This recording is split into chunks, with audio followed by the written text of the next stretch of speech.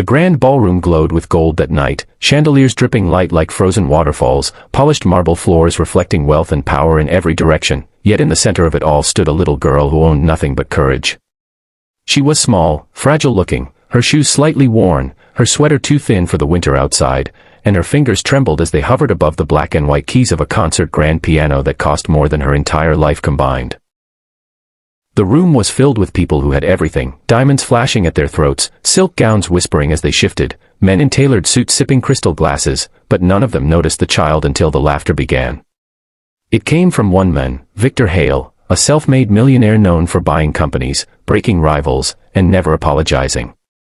He leaned forward with a smirk, pointing openly at the girl, his voice loud enough to cut through the polite silence. "Go on," he said mockingly, amusement dancing in his eyes. "Play something impressive, and maybe I'll adopt you." Laughter rippled awkwardly through the crowd, some joining out of fear, others looking away in shame. The girl looked up at him, her eyes wide, not angry, not offended, just tired. She had heard worse. Life in foster homes, shelters, and streets had trained her ears for cruelty. Slowly, she lowered herself onto the piano bench, feet dangling, unable to reach the pedals properly. The room quieted, curiosity replacing ridicule. Victor crossed his arms, confident, waiting for failure. But when the girl pressed the first key, something changed. The sound was soft, almost hesitant, like a whisper asking permission to exist. Then another note followed, and another, until the melody began to form, not loud, not flashy, but aching, honest, and unbearably human. Conversations died mid-breath. Glasses stopped clinking.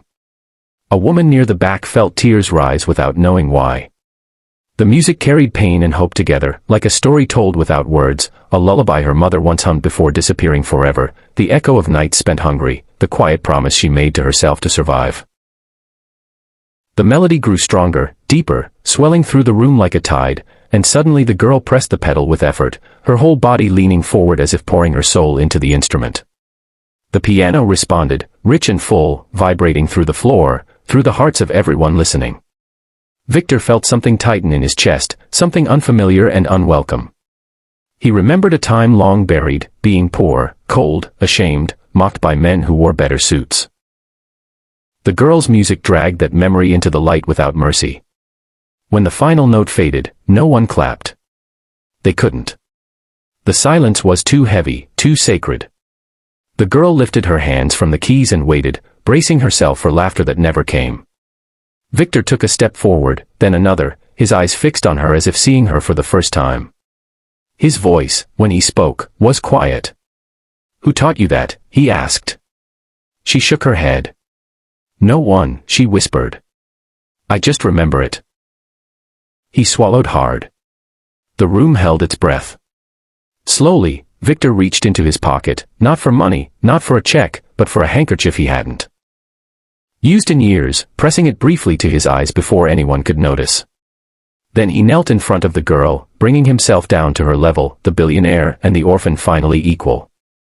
"I was wrong," he said, the words costing him more than any business deal ever had.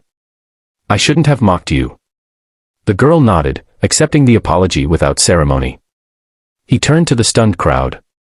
"This," he said firmly, "is why you never measure people by what they have." That night, the story spread far beyond the ballroom. Not because a millionaire offered adoption, he didn't, not then, but because a little girl with nothing but music reminded a room full of powerful people what it felt like to be human. And as she was gently led away by an organizer, unaware of the lives she had just changed, Victor stood alone by the piano, staring at the keys as if they had spoken a truth he could no longer ignore. Sometimes, it takes the smallest hands to strike the deepest chord. If this story touched your heart, don't forget to subscribe to the channel. These stories are more than entertainment, they are reminders of compassion, humility, and hope. By subscribing, you help us continue sharing powerful moments that inspire millions around the world.